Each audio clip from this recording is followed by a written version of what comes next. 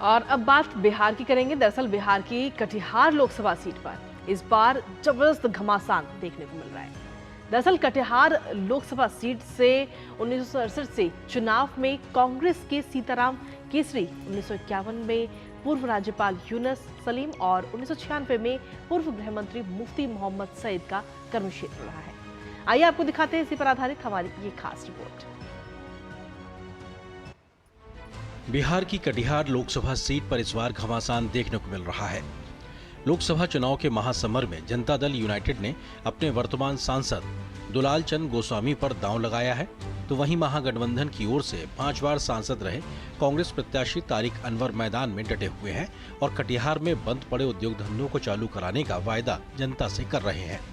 कटिहार में सब कुछ ठीक ठाक चल रहा है, कोई दिक्कत नहीं है। हमारे यहाँ सभी जो गठबंधन के हमारे तमाम साथी हैं उनका पूर्ण सहयोग मिल रहा है। हम लोग मिलजुल के चुनाव लड़ रहे हैं। 2 जूट मिल हुआ करती थी, उसके अलावा बहुत सारे कारखाने छोटे बड़े हुआ करते थे, वो सभी समाप्त हो गए।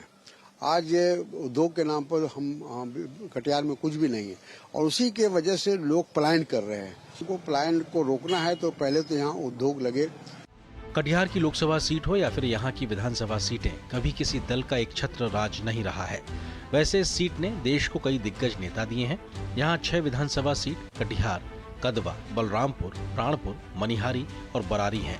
इनमें कटिहार और प्राणपुर में बीजेपी, कदवा और मनिहारी में कांग्रेस, बरारी में जेडीयू और बलरामपुर में CPI-ML का विधायक है। जदयू प्रत्याशी दुलाल चंद गोस्वामी को मोदी मैजिक का भरोसा है। कटिहार में हम लोगों ने विकास का काम को आगे बढ़ाया, क्योंकि केंद्र में आदरणीय नरेंद्र मोदी जी के नेतृत्व में काम करने वाली सरकार है और बिहार में पिछले 18 वर्षों में माननीय मुख्यमंत्री जी ने जिस ढंग से बिहार के गांव से लेकर शहर तक जो है काम करने का काम किया, चाहे सड़क निर्माण का काम हो, आधारभूत संरचना को चेंज करने का हो, तो उसका भी प्रभाव समाज में है।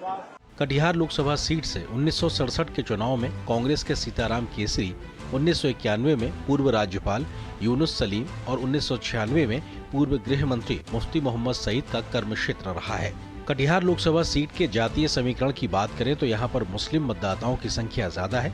2019 के लोकसभा चुनाव के परिणाम के अनुसार यहाँ 41% मुस्लिम वोटर हैं, 11% यादव, 8% सामान्य वोटर हैं, 16% वैश्य, 18% पिछड़ा और अत्यंत पिछड़ा वर्ग और 6% अनुसूचित जाति और जनजाति के वोटर हैं। कुल मतदाताओं की संख्या करीब 21,04,409 है। इनमें 9,39,260 मतदाता पुरुष हैं, वहीं 8,65,305 महिला मतदाता हैं, जबकि 102 थर्ड जेंडर मतदाता हैं। लंबे समय तक सांसद रहने के बाद एंटी इनकम्बेंसी एक स्वाभाविक प्रक्रिया है।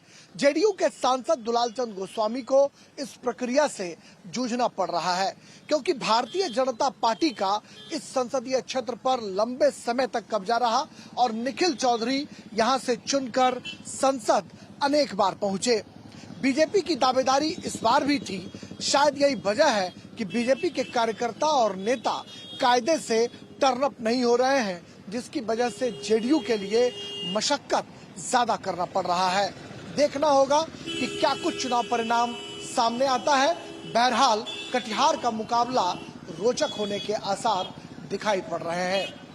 कैमरामैन ललित के साथ कटिहार से मैं राजेश राज, DD न्यूज के लिए।